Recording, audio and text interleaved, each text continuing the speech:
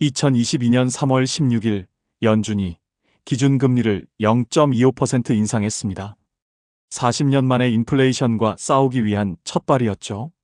그해 연말 금리는 4.5%까지 치솟았습니다. 역사상 가장 빠른 긴축이었죠. 그런데 이상한 일이 벌어졌습니다.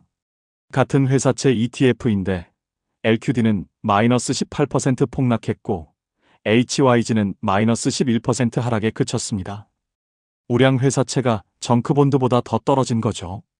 도대체 왜 이런 일이 생긴 걸까요? LQD와 HYG, 미국 회사채 시장의 양대 산맥입니다. LQD는 iShares iBox 인베스트먼트 그레이드 코퍼릿 본드 ETF, 우량 회사채를 담은 ETF죠. HYG는 iShares iBox 하이힐드 코퍼릿 본드 ETF, 하이힐드 즉 정크본드를 담은 ETF입니다. 둘 다 회사채인데 성격은 정반대입니다. 마치 쌍둥이가 한 명은 의사, 한 명은 도박사가 된 것처럼 말이죠. 먼저 LQD부터 살펴보죠. 2002년 7월 22일 출시된 이 ETF는 투자 등급 회사채만 담습니다. 애플, 마이크로소프트, JP모건 같은 초우량 기업들의 채권이죠. 신용 등급 BBB- 이상만 들어갈 수 있습니다. 2024년 12월 기준 운용자산은 350억 달러. 미국 채권 ETF 중 5손가락 안에 듭니다. LQD의 특징은 긴 듀레이션입니다. 평균 만기가 10년이 넘고 유효 듀레이션은 8.5년이죠. 듀레이션이 뭐냐고요? 금리가 1% 오르면 채권 가격이 몇 % 떨어지는지 보여주는 지표입니다.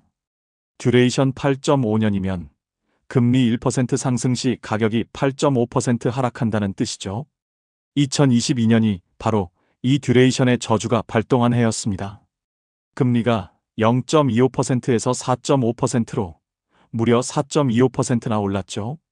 듀레이션 8.5를 곱하면 이론적으로 36% 하락입니다.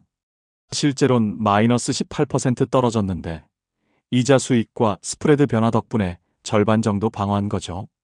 우량 회사채가 안전자산이라고 했는데 이게 무슨 일이냐는 항의가 빗발쳤습니다. 블랙록 고객센터가 마비될 정도였죠. 하지만 이게 LQD의 본질입니다. 신용 리스크는 낮지만 금리 리스크는 큽니다. 우량 기업이 망할 확률은 낮지만 금리가 오르면 가격이 크게 떨어지는 거죠. 반면 HYG는 완전히 다른 체계입니다. 2007년 출시된 이 ETF는 BB 플러스 이하 하이힐드 채권만 담습니다. 넷플릭스, 포드, 아메리칸 항공 같은 기업들이죠. 부도 위험이 있지만 그만큼 이자율이 높습니다. 평균 쿠폰이 6%를 넘죠. LQD의 3.5%와 비교하면 거의 2배입니다. HYG의 듀레이션은 3.8년에 불과합니다. LQD의 절반도 안 되죠. 왜일까요? 하이힐드 기업들은 장기 채권을 발행하기 어렵기 때문입니다. 신용이 낮으니 투자자들이 장기 채권을 꺼리는 거죠. 대부분 5년 이하 단기 채권입니다. 그래서 금리가 올라도 가격 하락이 상대적으로 적습니다. 2022년 HYG가 마이너스 11% 하락에 그친 이유가 여기 있습니다. 듀레이션이 짧아서 금리 충격을 덜 받은 거죠. 물론 경기 침체 우려로 신용 스프레드가 확대되긴 했지만 높은 쿠폰 수익이 방어막 역할을 했습니다. 매달 들어오는 이자가 손실을 상당 부분 상쇄한 거죠. 그런데 2020년 3월엔 정반대 현상이 일어났습니다. 코로나 팬데믹으로 시장이 붕괴했을 때 HYG는 약 마이너스 20%대 급락했고 LQD도 두 자릿수 하락을 겪었지만 상대적으로 낙폭은 더 작았습니다. 이번엔 신용 리스크가 폭발한 겁니다. 하이힐드 기업들이 줄줄이 망할 것이라는 공포가 퍼졌고 HYG에서 대규모 자금이 이탈했습니다. 당시 포드의 채권 가격이 액면가의 60%까지 떨어졌습니다. 아메리칸 항공은 40%까지 폭락했죠. 투자자들은 이 회사들이 살아남을까를 고민했습니다. 반면 애플이나 마이크로소프트가 망할 거라고 생각한 사람은 없었죠. 그래서 LQD는 상대적으로 선방한 겁니다. 하지만 연준이 무제한 양적 완화를 시작하고 회사채 매입 프로그램까지 발표하자 상황이 역전됐습니다. HYG는 이후 큰 폭으로 반등했습니다. 망할 뻔한 기업들이 연준 덕분에 살아난 거죠. 연준이 정크본드까지 산다는 소식에 투자자들이 몰려들었습니다. 이 두 사건이 LQD와 HYG의 본질을 완벽하게 보여줍니다. LQD는 금리 게임, HYG는 신용 게임입니다. 금리가 주인공일 때는 LQD가 더 움직이고 신용이 주인공일 때는 HYG가 더 움직입니다. 같은 회사채지만 전혀 다른 리스크를 가진 거죠. 포트폴리오 구성을 보면 더 명확해집니다. LQD의 상위 10개 종목은 모두 금융기관입니다.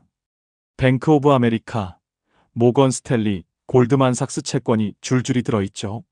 평균 만기는 11.2년, 30년물도 상당수 포함됐습니다. 장기 국채와 비슷한 구조인 거죠. 반면 HYG의 포트폴리오는 훨씬 다양합니다. 에너지, 통신, 카지노, 항공사까지, 스프린트, 옥시덴탈 페트롤리움, 시저스 엔터테인먼트 같은 기업들이죠. 평균 만기는 4.5년에 불과합니다. 대부분 2에서 5년 단기채입니다. 수수료도 다릅니다. LQD는 연 0.14%로 매우 저렴합니다. 우량 채권이라 관리가 쉽기 때문이죠. HYG는 0.49%로 3배 이상 비쌉니다. 하이힐드는 부도 위험을 관리해야 하고 리밸런싱도 자주 해야 하니까요. 실제로 HYG는 매년 10에서 15%의 종목이 교체됩니다. 분배금 정책도 흥미롭습니다. 둘 다 월배당을 지급하는데 배당 수준은 시점별 금리 스프레드에 따라 크게 달라집니다. 다만 구조적으로 HYG가 LQD보다 높게 나타나는 경우가 많습니다. 높은 쿠폰에 부도 리스크 프리미엄이 포함되기 때문이죠. 실제로 매년 2에서 3%의 채권이 디폴트됩니다. 그럼 언제 뭘 사야 하나요? 이게 핵심 질문이죠. 원칙은 간단합니다. 금리가 정점을 찍고 하락 전환할 것 같으면 LQD를 사세요. 듀레이션이 길어서 금리 하락 시 가격 상승폭이 큽니다. 2023년 말 금리 인하 기대가 강해지던 구간에서 LQD는 큰 폭으로 반등했습니다. 반대로 경기가 좋고 금리는 안정적일 때는 HYG가 유리합니다. 기업 실적이 좋으면 부도율이 낮아지고 신용 스프레드가 축소되면서 가격이 오르죠. 높은 쿠폰까지 더하면 토탈 리턴이 상당합니다. 2023년 HYG는 한 해 동안 두 자릿수에 가까운 수익을 기록했습니다. 프로들은 두 ETF를 어떻게 활용할까요? 레이 달리오의 브리지워터는 리스크 패리티 전략으로 유명하죠. 금리 리스크와 신용 리스크를 균형 있게 배분합니다. 금리 상승기엔 LQD를 줄이고 HYG를 늘리고 신용 경색기엔 반대로 하는 거죠. 개인 투자자들은 더 단순한 전략을 씁니다. 60-40 포트폴리오처럼 LQD 70%, HYG 30%로 고정 배분하는 거죠. 안정성을 원하면 LQD 비중을 높이고 수익률을 원하면 HYG를 늘립니다. 매달 리밸런싱 하면서 비중을 유지하는 게 핵심입니다. 2024년엔 연준의 인하 속도가 완만했고 경기 지표가 탄탄했던 구간에선 HYG가 LQD 대비 상대적으로 우세한 흐름을 보였습니다. 금리 하락 효과가 제한적이면 듀레이션이 긴 LQD의 가격 레버리지도 제한되는 반면 HYG는 신용 스프레드 축소와 쿠폰이 누적되기 때문이죠. 하지만 리스크는 항상 도사리고 있습니다. 상업용 부동산 위기, 중국 경기 둔화, 지정학적 갈등, 이런 블랙스완이 터지면 HYG는 다시 폭락할 수 있습니다. 2020년 3월처럼 마이너스 20% 이상 떨어질 수도 있죠. 그때를 대비해 일부는 LQD나 국채에 배분해야 합니다. 장기 성과를 보면 메시지는 단순합니다. LQD는 변동성이 낮고 중장기 복리 수익이 안정적인 편, HYG는 장기 기대 수익이 더 높을 수 있지만 변동성과 낙폭이 큽니다. 샤프 비율 관점에서도 두 상품은 시기별로 우열이 바뀌었습니다. 결국 뭐가 더 좋다는 거야? 라고 물으신다면 정답은 없습니다. 마치 벤츠와 포르쉐 중 뭐가 좋아? 라는 질문 같죠. 안정적인 수입을 원한다면 LQD, 높은 수익률을 원한다면 HYG, 둘 다 원한다면 섞어서 보유하세요. 월가의 격언이 있습니다. 불스 메이크 머니, 베어스 메이크 머니, 피그스 겟 슬로터드. 황소도 돈 벌고 곰도 돈 벌지만 돼지는 도살당한다는 뜻이죠. LQD든 HYG든 욕심내지 말고 적절히 분산하라는 의미입니다. LQD와 HYG. 같은 회사채지만 전혀 다른 성격의 쌍둥이. 금리 민감도 8.5년 대 3.8년, 신용등급 A- 대 BB. 월분배 구조는 동일하지만 그 수준은 시장 국면에 따라 크게 달라집니다. 2022년엔 LQD가 더 떨어졌지만 2020년엔 HYG가 더 떨어졌습니다. 투자의 정답은 없지만 원칙은 있습니다. 자신의 리스크 성향을 알고 시장 사이클을 이해하고 적절히 분산하는 것. LQD와 HYG는 그 원칙을 실행하는 도구일 뿐입니다.